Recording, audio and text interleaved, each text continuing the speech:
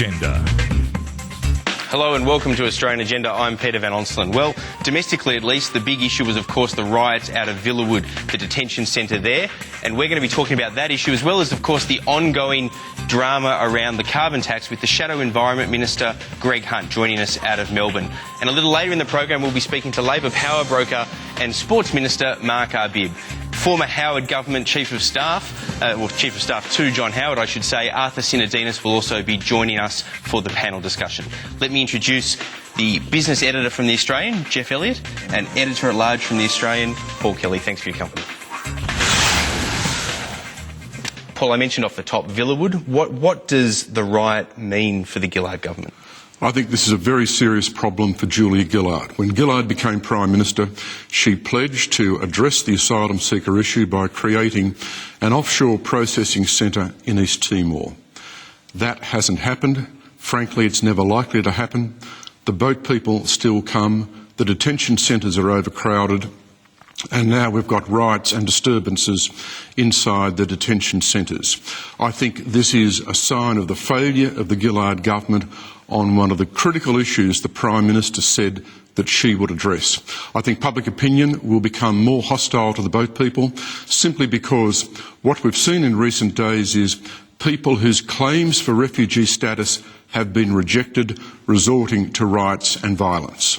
You've talked about how big an issue it is for the Gillard government. What about the Immigration Minister, Chris Bowen? He's a significant figure. Some talk about him as a future leader. How big a test is this for him? I think this is a fascinating test for Chris Bowen, the new Immigration Minister. He was put into this very difficult portfolio because he was seen to be a safe pair of hands.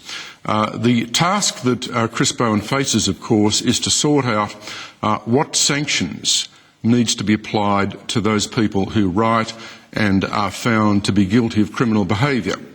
Now, the Minister has said that he will apply the character test when it comes to refugee determination, but frankly, the history suggests that this test is paper tiger. Tony Abbott has outlined the principle: nobody found guilty of criminal behaviour should be given a visa to this country. It's yet to be determined whether the Labor government has the will or the ability to impose that policy. Paul Kelly, thanks very much for that analysis. We're joined now out of Melbourne by the Shadow Environment Minister Greg Hunt. Mr Hunt, thanks very much for joining us. Good morning, Peter. Can I go straight to what Paul Kelly used in his editorial to discuss Villawood? Huge issue this week. Paul mentioned that Tony Abbott thinks that anyone that is convicted of a criminal offence shouldn't be allowed a visa. Is that a reasonable view in your opinion, even if, for example, through the criminal process, what they receive is a bit of a slap on the wrist, a fine or some equivalent like that? Yes, it is. What we've seen is that Australia has, under this government, lost control of both the borders and now the detention centres, and we need to establish control over our borders and control over our detention centres. The problem is that there is no control, and the government increasingly appears to be out of its depth, and the Prime Minister in particular. We need to have strong border protection. We need to have strong control over our detention centres, and the same laws should apply to people in the detention centres as out of them. That's how we can get control. And secondly, people should not receive an advantage by taking the law into their own hands. Mr Hunt, if we can just move to the issue of climate change. Over the past fortnight, we've seen both business and unions express their concern about the government's policy to price carbon. Do you think, as a result of this, that Julia Gillard is likely to fail in terms of getting her legislation through the Parliament? I think that there are increasing doubts as to whether or not the Prime Minister will get her legislation through the Parliament. They have lost control of the carbon tax debate in just the same way as they've lost control of the borders and the detention centres. And the reason is simple, that they do not contemplate and think through their policies. So, for example, the government has simply not been aware of the impact on jobs and in particular on cost of living, and it has attempted to literally deceive the Australian people that they would not be the people who pay for the cost of the carbon tax. They will. It's all about electricity pricing. It's all about petrol and gas and cost of living. Okay, now just on those people now points understand then, it. just to follow up on that question, what happens? What happens to the Parliament if, in fact, the Prime Minister can't get the carbon policy through the Parliament? Well, I believe that the minority government experiment has already failed, but it will have categorically failed if she fails to put the carbon tax through the Parliament, and the Prime Minister should go to an election now, we believe, because minority government has failed, and should certainly take the carbon tax to an election to seek a mandate and to ensure that there is stability in Australia's government. There's no stability in our government, there's no stability in our border protection policies, and there's certainly no stability within the Cabinet. The decent and right thing to do would be to go to an election to seek a mandate for the policy, both before it goes through the Parliament and certainly if it fails to go through the Parliament. But you can't force the Prime Minister to go to an election, can you? We of ourselves cannot. It would have to be either of her own decision, which would be the right thing to do to re-establish stability in Australia's government, or the independents could, of course, move in such a way so as to ensure that there is not confidence in the government. Mr Hunt, you've seen the reaction of business over the last week, quite a vociferous campaign already emerging, I think, from the business community, more galvanised than ever, I think, to attack the Gillard government on climate change. But there's an opportunity cost to any introduction of new policy, and your direct action plan, how can you guarantee there won't be a cost to consumers and higher electricity costs through your own plan? Well, this is actually the great difference between the two policies. On our side, we will be funding it from within the $50 billion of savings that we put forward over the first 4 years of the forward estimates. It would be a $3.2 billion contribution to do real things such as cleaning up your lawn power station, for example, by converting it from coal to gas, or cleaning up our waste coal mine gas, or capturing carbon in our soils and in our trees. So no additional cost to consumers versus the government's approach, which is an $863 on Treasury's estimates increase in the cost of living, and in particular increase in the cost of electricity. And the history of Australia in the last 30 years has been, if you drive up electricity prices, it doesn't change people's demand in any significant way. It does hurt them, and it causes them to substitute out of discretionary items, whether it's the once-a-month meal for pensioners in a restaurant or other things. But electricity pricing is a blunt instrument. Direct action is an effective instrument. Mr Hunt, does your plan include nuclear power? In 2006 you talked about the role of nuclear power and the role it could play in mitigating carbon emissions. What's your thought on that now? My view is that globally nuclear power is a critical element in lowering emissions. It's about 1/6 of global energy. In Australia, we contribute to that cycle, and we need to be very honest about it. We export uranium, and it's not used for paperweights. It is used for reducing emissions.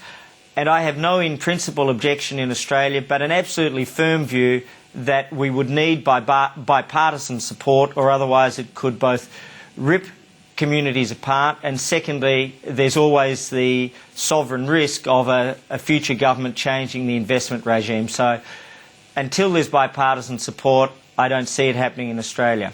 Mr Hunt, can I ask you about your own sort of position on what action needs to be taken on climate change? I think that there'd be a lot of people that are interested in how you explain being such a passionate advocate for direct action under Tony Abbott, having already been previously such a passionate advocate for pricing carbon and an ETS under Malcolm Turnbull's leadership. How do you justify the switch? I know it's Easter Sunday, I don't want this to be too confessional, but I would be very interested to know what the parallels are or how you make the switch. Are you uncomfortable being in the same portfolio given that? No, I actually have, and we actually have exactly the policy which I have wanted, and that is a strong commitment to the science, a strong commitment to the bipartisan targets, and an effective market mechanism. Now, I've worked in this space for 20 years, and there are good and bad market mechanisms. Bad market mechanisms include things such as the home insulation program, the green loans program, cash for clunkers. And as I wrote in 2006, as Jeff has just, to which Jeff has just referred, trying to use electricity as the mechanism for hurting Australian families to change their consumption and hurting pensioners to change their consumption. Electricity is an essential service, and what the government is proposing is essentially a tax on that electricity. But Malcolm Turnbull would say, wouldn't he, Mr Hunt? Malcolm Turnbull would say that a bad mechanism in terms of dealing with climate change is for the government to pick winners, and the government picks winners, doesn't it, under direct action? No, with respect, that's incorrect. What we are doing is exactly the way the water market works, and that is the government would purchase the lowest cost emissions. Reductions, and all we're doing is purchasing the emissions reduction, and that could be cleaning up a Yallourn power station, cleaning up a waste coal mine gas problem, adding carbon to our soils through ploughing back the stalks, or adding carbon to our trees through vegetation. But whatever is the lowest cost emissions reduction, that's where we'll invest. We will do it through purchasing from a market. And it's the difference between the $863 of electricity tax and petrol and gas tax that families would pay, and focusing every dollar on real things that reduce emissions that will actually make a difference. Mr Hunt, just on this point, are you totally opposed to a carbon price, or if there's a change in the global climate and nations begin to move in that direction, would you reassess and embrace the policy of carbon pricing? Our view is that for Australia, at this point in time, a market mechanism in the form of direct action is what is the best. We have a review mechanism for 2015, which was set out in February last year and from which we've never deviated, and that is in 2015 we'll examine what the rest of the world is doing to set our policy for 2020 and beyond. My judgment at this time is that the United States and Canada and Japan will not be moving to a cap and trade system or a carbon tax equivalent, and that is, I think, the likely flow of history. The United States is moving further and further away from this model. Sure, but the key point here is, I think, from what you've just said, that you'll be pragmatic in government and that you'll follow the rest of the world. That is, you're not opposed to carbon pricing as such. You will, in fact, be pragmatic and embrace carbon pricing if that is the trend in international opinion. I think there are two responses. The first is there are good and bad market mechanisms. What's proposed now in this international climate is a bad market mechanism because it would send jobs and emissions and investment offshore and arguably not help the globe at all. And secondly, in terms of an international trend, you simply could not introduce the system that the government is proposing unless you had the United States and Canada and Japan, as well as very strong leads out of India and China and Indonesia. How do you square your comments on carbon tax with BHP, Mr Hunt? Last week they announced $40-odd billion worth of expansion, in the face of potentially this carbon tax. They did that, in fact, while Tony Abbott was in Western Australia touring a few BHP mines, I think. So, have you got a difference of opinion, do you think, with Australia's biggest miner there and Marius Kloppers, who also supported a carbon tax? Individual firms will obviously make their own decisions, and they will depend in large part on how they see their future cost structures. So it may not be a high emissions proposal which they're putting forward. I'm not aware of the emissions profile of what's being proposed, but I do know that we've had 39 companies and 6 large business organisations, as well as major Australian unions in manufacturing and transport and construction, all express deep concern about the impact on jobs and investment in their own sectors. And so when even the unions are turning on the Prime Minister of the day, you can understand that they have deep and significant reservations about the impact on jobs, on the shop floor, for their workers, not to mention 39 Australian firms, and not to mention 6 major business organisations, including the food manufacturing sector, which is predicting that food canning and food production would shift offshore, which is a huge issue for the Australian manufacturing sector. Mr Hunt, one final question, then we'll let you go. We appreciate you joining us on Easter Sunday. Malcolm Turnbull told the party room shortly after he was removed as leader that he took the view that whilst direct action may well get to the 5% target by 2020, you really needed to move to a more direct way of pricing carbon to get any further targets than that. Is that your view as well? My view is that we have precisely the system which I have wanted and which I believe in, where we have incentives through a market to reduce emissions. I believe deeply and passionately, and most significantly, I think this approach that we have of providing incentives rather than taxes is one which can be exported around the world and can help the world achieve a better outcome. It's clear that the Gillard model of electricity taxes is not going to go to the United States and Canada and Japan and China, and I would urge the Prime Minister, while she is in China, to be honest about the fact that Chinese emissions are growing at a faster rate than any society at any time in history, and even Chinese coal consumption is increasing massively, and she should not mislead on that. So in terms of our system, I think we have a system which can be exported to the rest of the world and provide a model for the rest of the world to reduce emissions. All right, Greg Hunt, thanks very much for your company. We appreciate you joining us on Australian Agenda. It's a pleasure. When we come back from the break, Arthur Sinodinos will be joining the panel, and we'll also be speaking a little bit later on with Mark Arbib. Don't go away.